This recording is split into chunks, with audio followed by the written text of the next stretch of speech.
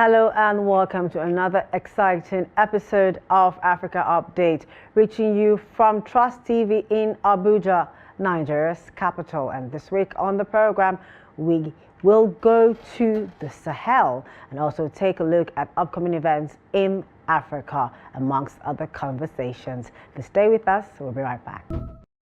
Welcome back. You're still tuned to Africa Update on Trust TV, and I'm your host, Chiamaka Nwafor. Now let's go to the Sahel, where Burkina Faso, Niger and Mali have decided to join forces to create a 5,000-strong unit to fight the jihadist violence that has for years plagued the nations. Africa News has more. Three junta-ruled countries in Africa's Sahel region will join forces to create a 5,000-strong unit to fight the jihadist violence that has for years plagued the nations. Burkina Faso, Niger and Mali will create a unified force within weeks, Niger's Defense Minister Salifou Modi said on Tuesday. The three nations are former French colonies where the military deposed civilian administration in putches between 2020 and 2023. Each of the three countries has been wrecked by attacks by jihadists allied with either Al-Qaeda or Islamic States for decades, violence that governments have not been able to eradicate despite help from French forces.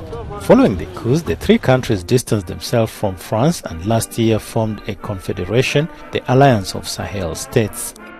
The three countries already carry out joint anti-jihadist operations, especially in the region where their borders meet and the attacks are the most frequent. The all-expelled French forces opted out of ECOWAS and sought new alliances with countries like Russia that are keen to increase their presence in the region after the coups. Welcome back from that. Now, on the studio with me to further conversate and, of course, discuss these issues and more is Ambassador Haruna Warkani, an ex-diplomat, but better known as a documentalist. Good afternoon, sir. Afternoon. I'm happy to be here. Of course, I think Happy New Year is the first time. Well, I think so. Happy New Year to you too. Okay, then. Viewers, yeah. All right, then. So, Yes. We've seen this, the Sahel situation is now, this is no longer a day coming back to ECOWAS situation. I think that is a foregone conclusion. Very. And then we can see, because they're now creating their own ECOMOG, or as the case may be, Sahel MOG, Yeah. whatever name they will name it when they're done. What's your take on the situation? Well, last July when we said these three are gone, it was like speculation. Today, it is a reality. They have gone, and surely the expression of creating a joint confederal force to protect their common territory has become, I think, a defining moment. It makes it quite clear that, one, the issue of expecting them to come back no longer exists. The other steps they have taken, two important steps they have taken, further reinforces this. And as time goes on, we're going to see some more steps that they have in the pipeline towards consolidating their confederation. And that makes it quite difficult for you to dissolve and ask them to come back to ECOWAS. I think that is quite an unfortunate development, but that is the reality on the ground. Now, we must understand that this 5,000-strong army that they have just raised is in reaction to the botched invasion by ECOWAS sometime last year. They did not sleep over this matter because they took it serious. And so they had to start work, and now is a culmination of that effort or reaction to the steps taken by ECOWAS. Second, the jihadist menace in the Sahel generally has prompted them to, of course, take care of themselves, because now France, that used to provide a kind of comme ci, comme ça cover for them, is no more. Since they have asked the country to leave their territory, France has successfully left. So security is entirely in their hands, and therefore they need this force to balance whatever the jihadis are doing. And we must understand that the jihadis have a kind of support that is coming from outside of this sub-region. So they become very sophisticated. Funding is good for them. That's why you can see the jihadists parading weapons that are too sophisticated for the regular armies of the sub-region. And the 5,000-man soldier team, definitely, like you said, we wouldn't know what tag to give them now. They are not ECOMOG. Are they Sahel COG? Are they whatsoever? Very soon we will get to know. But I'm sure they will provide the basic security these countries require to be able to survive. And then finally, these countries have expressed fears, apprehensions of possible coups that might be sponsored by France, because France is still unhappy that they have been asked to leave what was more or less like their birthright, colonial birthright. Now they are no more there. So there have been a series of efforts to oust these governments out of place and replace them with puppets that can do the bidding of France and its allies as it used to be. So because of these concerns, and particularly what has happened in Benin, nearby Benin, where truly France had kind of sponsored some other bandits or jihadists to remain in the enclave, has created more fears within these three countries that they must take their security very serious and pursue it diligently. Otherwise, they run the risk of losing their positions which they have acquired now. So there are a lot of complex issues involved in this, and I think we will continue to see. All right, now you kind of covered most everything, so just help me in just to put this together now. What kind of strategies? I know that you're not a military man, but what maybe with your insight, with your knowledge, and like experiences, what kind of specific strategies are we expecting them to actually employ to combat this jihadist violence in that Sahel region? And this alliance, how is it going to address cross-border cooperation between or amongst the three countries, and of course intelligence sharing? I know it's a new there's a word I'm trying to find for, but it's a new thing. So yes, it's everybody's excited about it. But how are we expecting to see this play out? Well, I think these countries, if one observes very carefully from the beginning, are very resolute, and their thinking is very clear, because when they offered the first communique on the formation of the Sahel, they didn't mince words. They didn't also leave anybody in doubt as to their fears and plans for the future. That's why immediately then they decided to introduce the passport, introduce a currency, a common currency for themselves. Now, the currency is taking some time to implement because of international relations here and there, economic and what have you, that they need to consider. But surely it will come. The passport, very easy to introduce, which they have been printed and introduced. Now, the relationship between and among themselves is very easy to forge. But because they are also neighbors to other countries that are not in the Sahel, they have this challenge of managing how to go forward. How do you relate with countries that are no longer in your bloc? Nigeria and Niger, for instance, have a very complex relationship, and that has created another problem of its own. Ghana and Burkina Faso share very common affinities, just like Nigeria and Niger. And Mali and Burkina, on the other side, share very commonalities that are almost non-discernible. So all these are complex structures on the ground that they need to manage. And the reason why they needed this force to come together is that together we are better than apart. I think that's the principle. Now, they can confront these jihadists better with such a force, and they are lucky that they speak the same language officially and otherwise.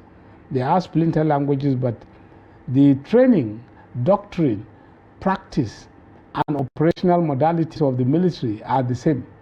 Therefore, they are already what we can say a cohesive body of soldiers that can confront whatsoever. Now, internationally, they are still having difficulties of acceptance, recognition, and assistance. A lot of countries will tell you they are yet to recognize them diplomatically or officially. And so they are going to have challenges of maybe buying arms and ammunition. But we must understand from the background that since Russia has indicated its interest to support them, I think they may have less of a difficulty getting some of this. Indeed, so far, Burkina Faso had shown that she is better armed today than she was before the exit of France. Okay. Therefore, these are things that are very pertinent within the context of the alliance, such that we expect to see better or robust military engagement with the jihadists. And it might send a signal that perhaps what ECOWAS did not do by way of forming such a force is what these people have come and they have done. Okay. And they may succeed. And if they do succeed, that will be a lesson for the larger ECOWAS sub-region to copy and do, because the way we responded in ECOMOG and with the ECOMOG operations should have been what ECOWAS should have done over the years to fight the jihadists, because it's beyond one country, it's beyond a country. And like I said earlier, the financing and support coming from outside of this sub-region creates even more problems for us in the sub-region than otherwise expected. All right, now, so we're going to move away from the Sahel and to the issue. Now, of course, you know that President Donald Trump has finally, it's now official, he's the President of America, has been sworn in on the 20th of January 2025. And one of the people, the first few persons, or rather the first person that has been confirmed by the Senate is his Secretary of State, and that is Marco Rubio, who on Wednesday said that the core national interest will be at the heart of America diplomacy as President Donald Trump embarks on his second four-year term in the White House. Now, according to Rubio, the first of Trump's cabinet nominees to win Senate confirmation and take office, in a mission statement that all U.S. spending and efforts on foreign affairs, that's where it concerns us, the foreign policy of America, must be justified with the answer to three simple questions. Does it make America safer? Does it make America stronger? And does it make America more prosperous? Let's hear what he has to say. In our republic, the voters decide the course of our nation, both domestically and abroad. And they have elected Donald J. Trump as our president when it comes to foreign policy on a very clear mission. And that mission is to ensure that our foreign policy is centered on one thing, and that is the advancement of our national interest, which they have clearly defined through his campaign as anything that makes us stronger or safer or more prosperous. And that will be our mission. You heard it there from the Secretary of State of the America's mouth. Wow.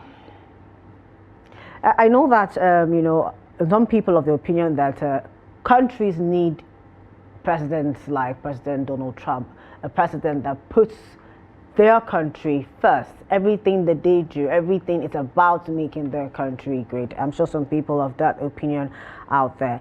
Now, this whole policy and with the attendant things that have been happening, of recent we're seeing stories that came out today earlier in the news we read that people have been taken, you know, already. That immigration law is already in effect. They're not wasting time. They're not doing anything. But how does this affect us right here on the African continent? Okay, America defines how the world goes for quite some time in recent memory. And every action taken in America, therefore, has a kind of effect on other countries that are either related to America or anti-American, whatever it is. The foreign policy stand position of America is so important that no nation ordinarily will ignore what's happening. And so if there is a pronouncement from America that America intends to do X, Y, Z, every country needs to go back home and analyze this very well to see what effect it has for us. Now in Africa, this three-pronged approach, you can see, is centered around making America great again, which was the campaign slogan of Trump. They want to give effect to all those slogans. And America hardly does anything if she is not going to benefit, which is an extension of what Marco Rubio has just said. They are not going to do it if it doesn't benefit them. They are not going to do it if it's not going to make America better than what it is today. And they are not going to do it if they have to spend without accountability. So for us in Africa, we have to now fathom how to relate in the context of this foreign policy positioning. Whatever action we intend to take here, if it does not add to Americanness, that will be futile. Because it cannot fit into their jigsaw of what they want to achieve. America wants to further make sure it remains a dominant international force. America wants to say, if it doesn't benefit us, it's not worth our time and attention or resources. America wants to say, we cannot do it if you think it is for your benefit. And therefore, in Africa, our leaders need to sit back and quickly look at what we can do to convince America that we share these sentiments that America has. Otherwise, we will be working at cross purposes. And that can never work because, sincerely, they are not going to look at us or do anything related to us that matters. Second, particularly, in the entire inauguration processes in America, there was no mention of Africa. We didn't feature. Therefore, you can say we didn't matter. As far as Donald Trump is concerned, Africa did not even exist in his foreign policy position or whatsoever. And Africa is too big, too important today not to be so ignored as it has been, in such a way that you begin to see that it is only our trading partners, China, Russia, Turkey, India, Indonesia, Brazil, etc., that are truly like interested in Africa, as it were. America, if you do, fine. If you don't do, they are not. Now, the entire inauguration, you could see, Trump had emphasized more of trade sanctions on countries to protect American industries and workers. Therefore, the foreign policy position, I believe, would be to advance these causes. And as for military intervention that we know America for, if she must intervene anywhere, it is going to be strictly on the fact that she is going to have a direct benefit to Americans. Otherwise, there will be no reason for that. Now, we can see that where Americans fail is where some other countries thrive.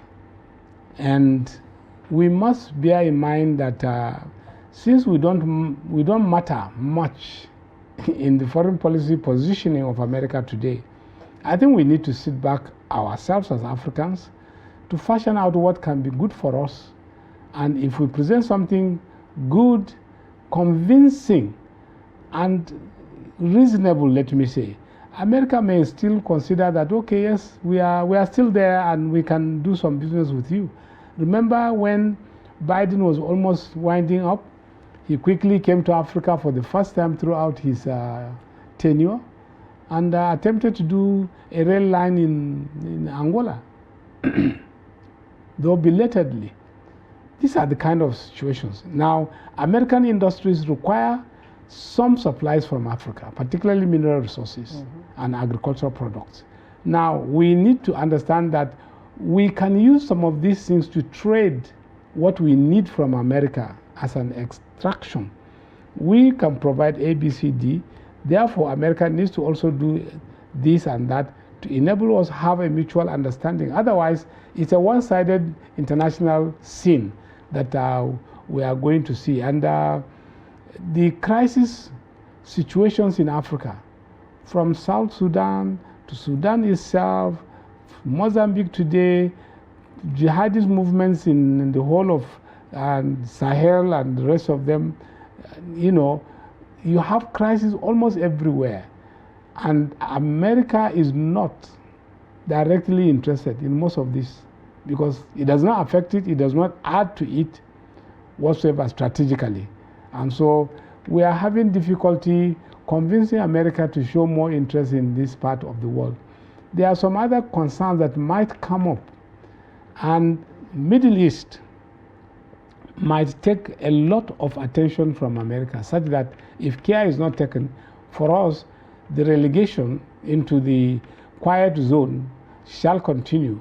And so we might be what we commonly call here, we are on our own. Okay. Yes. Okay. All right then. We will go on a short break, and when we return, we'll look at more conversations on the program. Just stay with us. Welcome back to the program. It's South Africa Update on Trust TV. Now, over in Gabon, the country has said it will hold a presidential election on April 12th. The Council of Ministers said the military currently rules the West African country following a coup in August of 2023. Here's more. Gabon's transitional government said presidential elections would be held on April the 12th, a key step to re-establish civilian rule after a coup ended the Bongo dynasty's decades-long reign. Government spokesman Séraphin Akure-Devin made the announcement early Thursday following a cabinet meeting. The oil-rich Central African country, which had been under the rule of the Bongo family for 55 years, adopted a new constitution in a November referendum. It provided for a maximum of 2 7-year presidential terms, no prime minister and no dynastic transfer of power.